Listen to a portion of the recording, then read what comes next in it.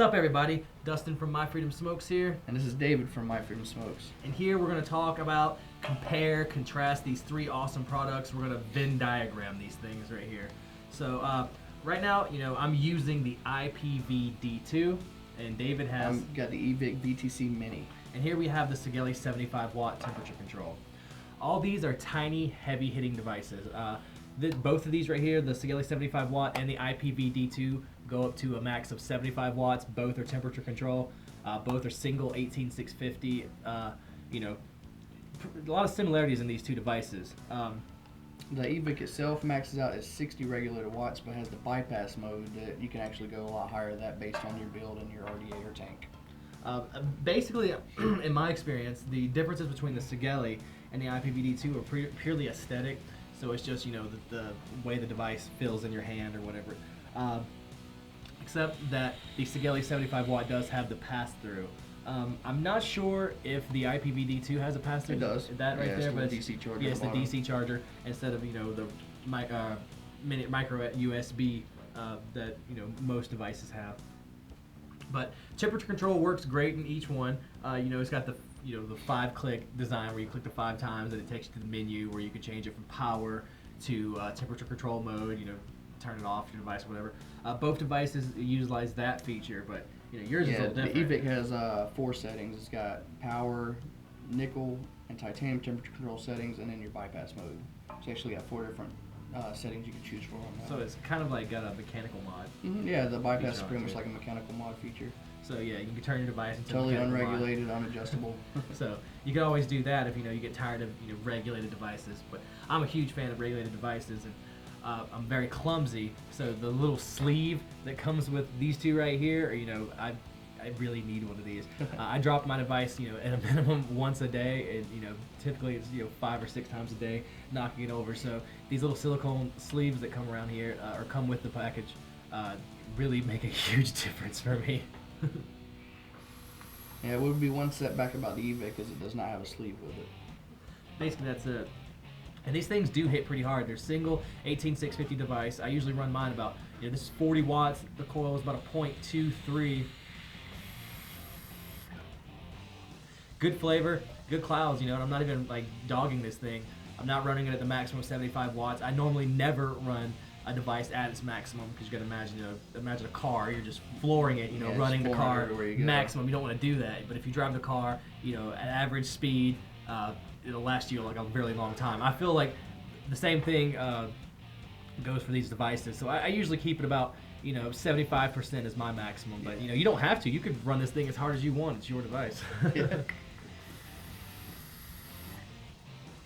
It's great for chucking clouds, temperature control builds, tanks, whatever you want. Like I'm using an RDA. I've used temperature control tanks with these things. I haven't built any nickel or titanium coils and put them in RDA, but I don't see why it wouldn't work just as well as using nickel titanium coils. And all these devices have their own pros. There's not many cons, except for not having a silicone sleeve. But yeah, it's very minimal. That's so minimal. I mean, unless you plan on dropping it. Then you have these two devices over here that cover that.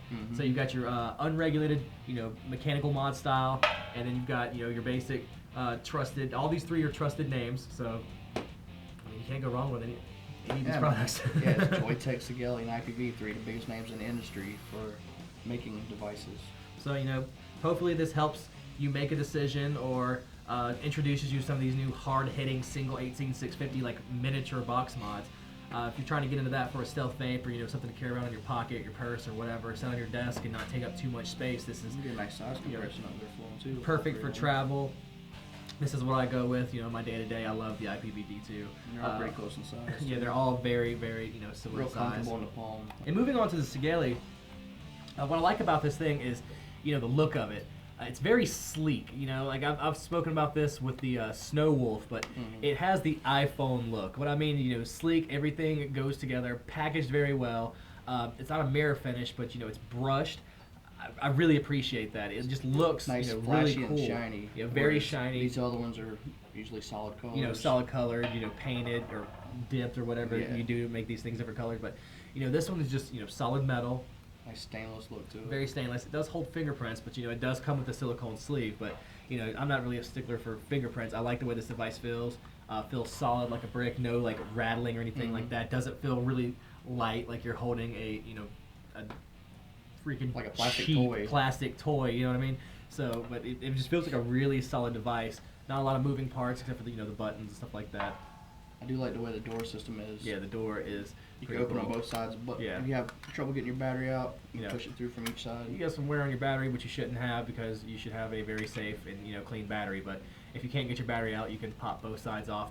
Push it through the other side if you have to. But normally you don't have to do that. You can just get a finger under there and pull your battery out. But that's pretty cool. Because silicone sleeve is going to protect it, keep it looking nice. But pretty cool device, just like all these other three. And can't say anything. All three are great. Can't say anything bad about them at all. Holds fingerprints, doesn't come with a sleeve. Those are the most minimal gripes you can have about a device. None of them are gonna, they're all very similar, different names, different functions. You can have the sleek look. You can have the IPV feel. You just got this. Everything's more rounded, this more sleek rectangular look, or you can have this cool device that has an unregulated mode. So every device has something cool about it. I mean, you kind of look at it like pickup trucks. I mean, everybody may have their own particular brand they want. They all offer different features, but when it all comes to the end, they're pretty much the same thing with just minimal differences. It may just be brand loyalty. So I mean, if you may prefer a Joytech or IPV as far as other products you got, you may actually go with eVIC. Or if you're an IPV fan, you'll get the iPVD2. A Sigelei fan, you'd want to get the Sigelei. So. Yeah, Sigelei and IPV have never done me wrong. I don't have a lot of experience with Joytech products besides this one, but IPV and Sigelei have never done me wrong, so they're trusted brands in my opinion, and I'll keep trusting these brands until they do me wrong, and I'll surely explain to you guys that I don't like a product and that it did us wrong. So, hope this helps you guys. All of these good pass in my opinion. Yeah. So, with that being said, hope you enjoyed. Hope this helps. I'm Dustin from MyFreedomSmokes. And I've been David. So. Thank you for vaping.